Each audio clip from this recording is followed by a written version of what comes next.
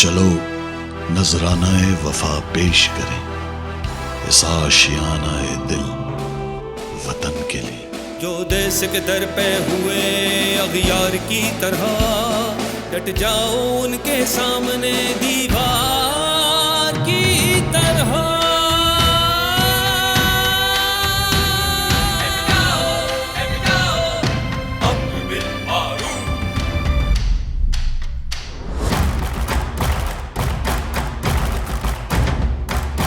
हक के लिए आवाज उठाना फर्ज है,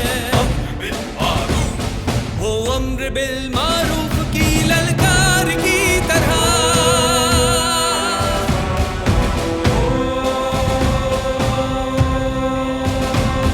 जब भी कभी ज़मीर के सौदे की बात हो,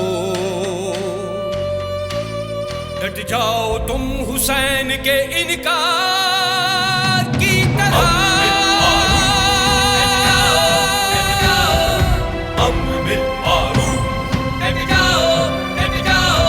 अमर बिल मारूफ पाकिस्तान तहरीक इंसाफ का तारीखी जलसा इंशाअल्लाह 27 मार्च इस्लामाबाद।